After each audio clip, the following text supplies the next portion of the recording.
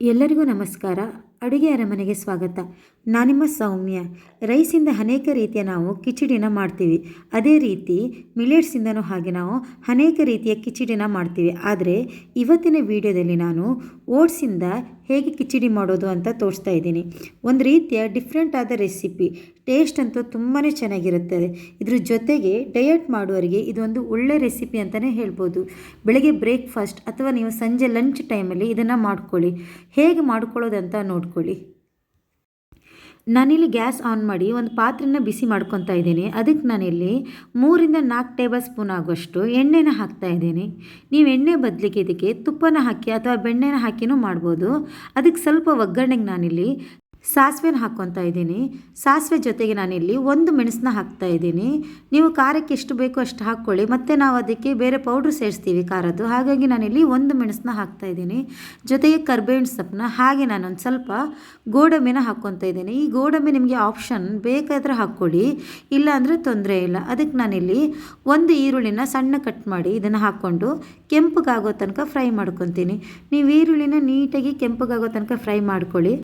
ಈರುಳ್ಳಿ ಫ್ರೈ ಆದಮೇಲೆ ನಾನಿಲ್ಲಿ ತರಕಾರಿಗಳನ್ನು ಹಾಕ್ತೀನಿ. ನಾನಿಲ್ಲಿ beans, carrot, sweet corn, cauliflower ಮತ್ತು ಕ್ಯಾಪ್ಸಿಕಮನ್ನು ಹಾಕ್ಕೊತಾ ಇದ್ದೀನಿ.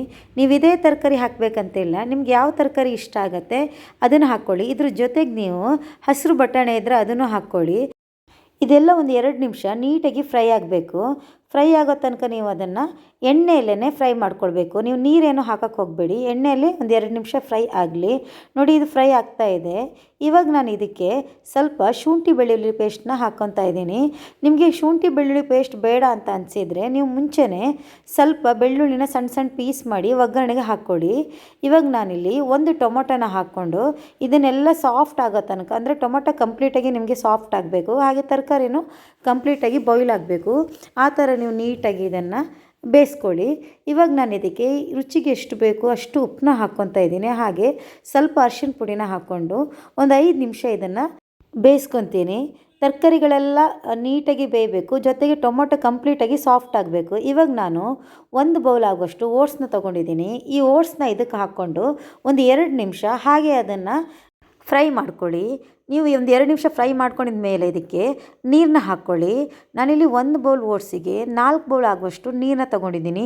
ಇಲ್ಲ ನಿಮಗೆ ಕಿಚಡಿ ಸ್ವಲ್ಪ ತೆಳುವಾಗಬೇಕು ಅಂತ ಅನಿಸಿದರೆ ಇನ್ನೊಂದು ಬೌಲ್ ಎಕ್ಸ್ಟ್ರಾ ನೀರನ್ನ ಹಾಕ್ಕೊಳ್ಳಿ. ಬಟ್ 1 ಬೌಲ್ ಓಟ್ಸಿಗೆ 4 ಬೌಲ್ ನೀರು ತೊಗೊಂಡ್ರೆ ನಿಮಗೆ ಹದ ಕರೆಕ್ಟಾಗಿರುತ್ತೆ.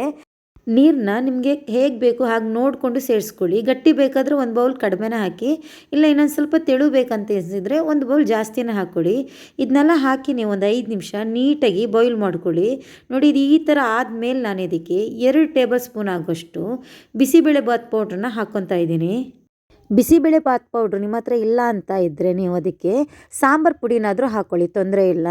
ನೀವು ಹಾಕ್ಕೊಂಡಿರೋ ಸಾಂಬಾರು ಪುಡಿ ಅಥವಾ ಬಿಸಿಬೇಳೆಬಾತ್ ಪೌಡ್ರನ್ನ ಗಂಟು ಇಲ್ಲದೆ ಇರೋ ಥರ ನೀಟಾಗಿ ಮಿಕ್ಸ್ ಮಾಡ್ಕೊಳ್ಬೇಕು. ಸ್ವಲ್ಪ ಕೊತ್ತಂಬರಿ ಸೊಪ್ಪು ಹಾಕಿ ಒಂದು 2-3 ನಿಮಿಷ ಅದು ಬಾಯ್ಲ್ ಆದರೆ ಸಾಕು. ಓಟ್ಸ್ ಬೇಯೋಕ್ಕೆ ಹೆಚ್ಚೊತ್ತು ತೊಗೊಳ್ಳಲ್ಲ. ಒಂದು 2-3 ನಿಮಿಷ ನೀವು ಬಾಯ್ಲ್ ಮಾಡಿದರೆ ಓಟ್ಸ್ ನೀಟಾಗಿ ಬೆಂದಿಡುತ್ತೆ. ಈ ಟೈಮಲ್ಲಿ ನೀವು ಬೇಕಾದರೆ 1 ಸ್ಪೂನ್ ತುಪ್ಪನೂ ಹಾಕ್ಕೊಳ್ಳಿ. ನೋಡಿ, ಆರೋಗ್ಯಕರವಾದ ಓಟ್ಸ್ ಕಿಚಡಿ ರೆಡಿಯಾಗಿದೆ. ನಾನು ಮಾಡಿರೋ ರೆಸಿಪಿ ನಿಮ್ಗೆ ಇಷ್ಟ ಆದರೆ ದಯವಿಟ್ಟು ಲೈಕ್ ಮಾಡಿ.